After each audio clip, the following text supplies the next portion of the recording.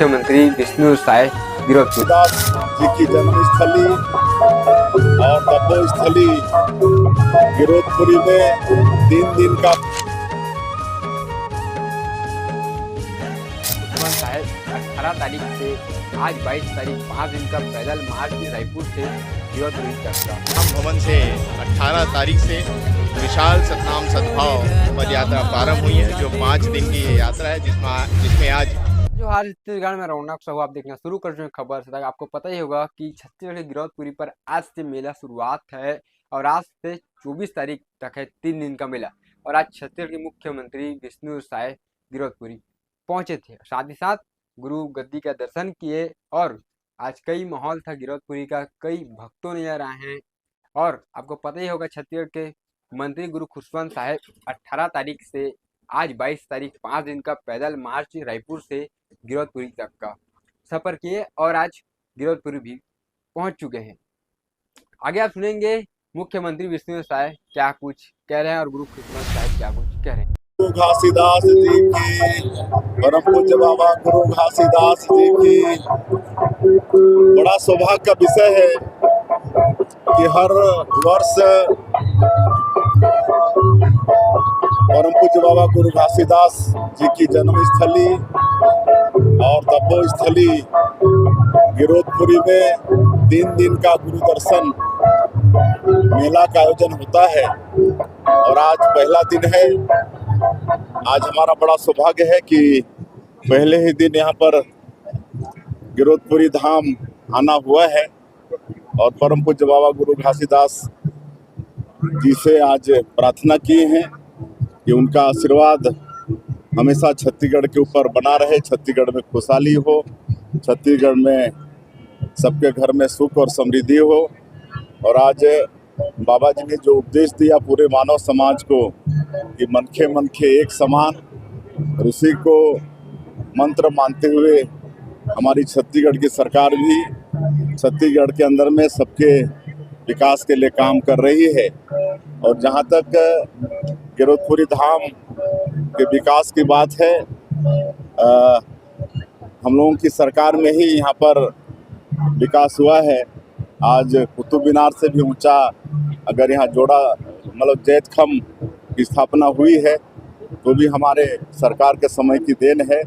और यहाँ पर जो भी विकास के काम हो रहे हैं, चाहे वो सामुदायिक भवन हो या जो साष्टांग चलते हुए गुरु दर्शन के लिए आते हैं उनके लिए छाया की व्यवस्था हो, ये सब हमारी सरकार ही कर रही है और आगे और भी करते रहेगी। सर, जिला प्रशासन द्वारा QR कोड की व्यवस्था की गई है, पहली बार व्यवस्था की, क्या कहेंगे?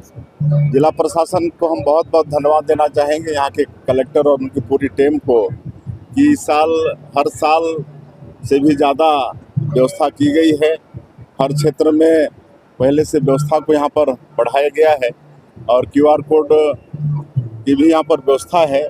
उसके माध्यम से कोई भी व्यक्ति यहाँ पूरी व्यवस्था कहाँ कहाँ है, कहाँ भोजन स्टॉल है, कहाँ क्या है, वो व्यवस्था QR कोड के माध्यम से देख सकता है। सर, ड्राई डे को निरस्त किया गया जिसमें होली है, कितना लाभ मिलेगा आम जनता को? अभी निरस्त नहीं किया गया है,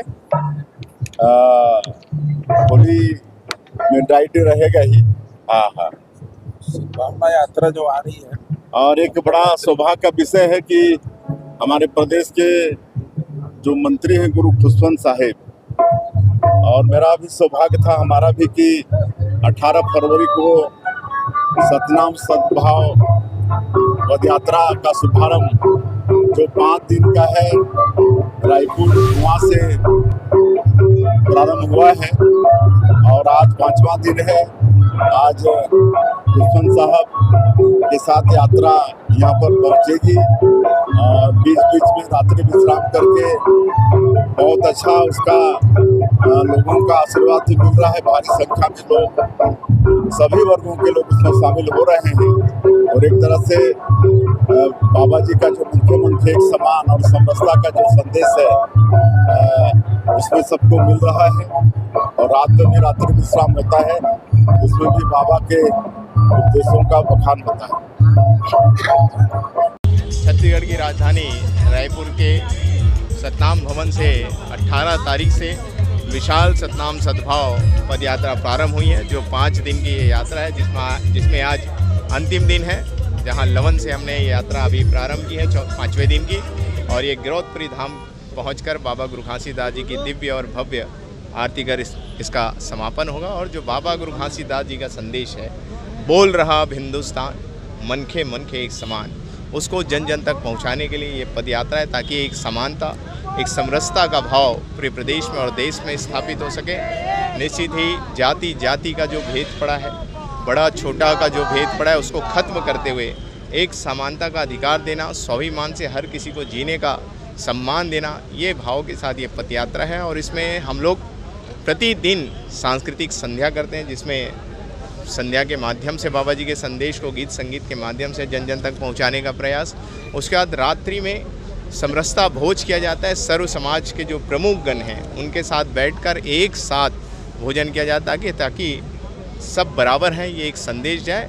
और अगर जाति की बात करें तो इस देश और दुनिया में सिर्फ 2 ही जाति है, एक स्त्री दूसरा पुरुष। इसके अलावा जितनी भी जाति धर्म है सभी व्यवस्था के लिए, तो हम सबको अपने व्यवस्था में रहना चाहिए और हर किसी को बराबर सम्मान और बराबर अधिकार देना चाहिए। तो सर, जिला प्रशासन के द्वारा गिरौदपुरी मेला के नाम में ऐप चालू किया गया है, श्रद्धालुओं को कितना लाभ मिलेगा?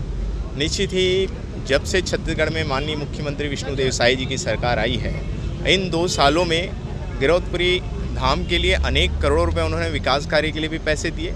मेला व्यवस्था जिसमें प्रतिवर्ष 25 लाख मिलता था, उसको बढ़ाकर 50 लाख करने का उन्होंने काम किया। भुइयाँ नापने वाले लोगों के लिए शेड निर्माण के लिए 3 करोड़ रुपए पैसा पास किया। ऐसे अन्य और भी करोड़ों रुपए पैसा उन्होंने पास किया। और उनकी एक ही सोच है, एक ही विचार है कि श्रद्धालुओं को किसी प्रकार की तकलीफ ना हो, समस्या ना हो, इसकी भरपूर व्यवस्था वहाँ पर गिरौदपुरी धाम मेले में किया जा रहा है, जिसमें अब ऐप भी जारी कर दिया गया। और ये ऐप सिर्फ यहाँ तक नहीं है, पूरे रायपुर से लेके अगर आप यहाँ तक पहुँच रहे हैं, कई साथी ऐसे जो पदयात्री चलते आते हैं, नंबर उसमें लिखा हुआ है, किसी भी प्रकार की कोई तकलीफ है, कोई समस्या है, उस फ़ोन कॉल करेंगे और फ़ोन कॉल के माध्यम से आपकी तकलीफ दूर हो जाएगी। साथ ही सुरक्षा व्यवस्था, स्वास्थ्य व्यवस्था, बिजली व्यवस्था, पेयजल व्यवस्था, हर प्रकार की व्यवस्था को सुदृढ़ की गई है, ताकि श्रद्धालुओं को किसी प्रकार की तकलीफ ना हो। सुरक्षा में तो विशेष ध्यान दिया गया है, लगभग 30 ऐसे CCTV कैमरे पूरे मेले परिसर में लगा हुआ है, ताकि किसी प्रकार की किसी श्रद्धालुओं को तकलीफ ना हो।